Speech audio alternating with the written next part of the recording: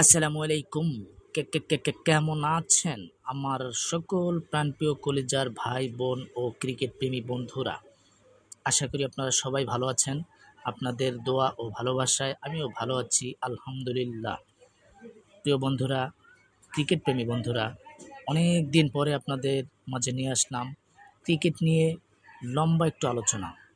যদি আপনাদের ভালো লাগে সাথে থাকবেন, ভিডিওটা দেখবেন। ভালো লাগলে আপনাদের মূল্যবান মন্তব্যটি জানিয়ে যাবেন। প্রিয় বন্ধুরা, আপনাদের জন্য লম্বা একটু আলোচনাটা যে নিয়ে আসলাম, সে আলোচনাটা হচ্ছে বাংলাদেশ জাতীয় ক্রিকেট দল এখন বর্তমানে সংযুক্ত আরব আমিরাতের সাথে 2 ম্যাচ টি-20 সিরিজ খেলছেন। কিছুদিন আগে সৌদি আরবের সাথে সংযুক্ত আরব আমিরাত টি-20 ম্যাচ হেরেছে।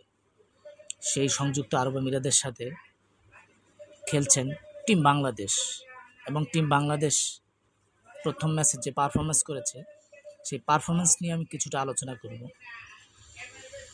বাংলাদেশ প্রথমে ব্যাট করে 7 উইকেট হারিয়ে 191 রান করেছে, 27 রানের জয় পেয়েছে। কিন্তু জয়টা প্রত্যাশিত ছিল বাংলাদেশের, কিন্তু জয়টা খুব বেশি ভালো হয়নি।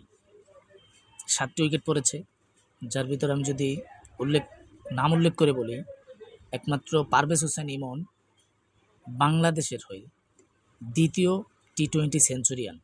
প্রথম সেঞ্চুরি করেছিলেন তামিম ইকবাল বেশ কয়েক বছর আগে ওমানের বিপক্ষে, এবং দ্বিতীয় টি-20 সেঞ্চুরিটা করলেন পারভেজ হোসেন ইমন।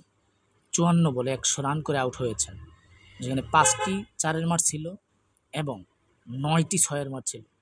অসাধারণ একটি ইনিংস ছিল তার। 100 রানের উপরে ভর করে 191 রানের পুঁজি দাঁড় করায় টিম বাংলাদেশ। বাকি ব্যাটসম্যানরা যে রান করেছে শুনলে আপনাদেরও হয়তো বা ভালো লাগবে না। তানজিদ হাসান তামিম ওপেনার ব্যাটসম্যান, তিনি 10 রান করেছেন 9 বলে, একটা 4 এবং একটা 6 মেরেছেন। লিটন কুমার দাস ফর্মে নেই, অফ ফর্মে রয়েছেন। তিনি রানে ফেরার আগ্রহ আছে, তার রানে ফেরার চেষ্টায় আছেন। তিনি 11 রান করেছেন 8 বলে, একটা 6-এর মার দিয়েছেন। তৌহিদ হৃদয়, তিনিও রান করতে পারেননি, 20 রান করেছেন 15 বলে, একটি 6 এবং একটি 4 মেরেছেন। তারপর শেখ মেহেদী হাসান 2 রান করেছেন 5 বলে। শামীম হোসেন পাটোয়ারি 6 রান করেছেন 5 বলে। তানজিদ হাসান সাকিব, যিনি বলার, পেস বলার, 7 রান করেছেন 9 বলে, একটা 4-এর মার দিয়েছেন। তানভীর ইসলাম স্পিনার, 1 রান করেছেন 4 বলে। এই 7 উইকেট হারিয়ে টিম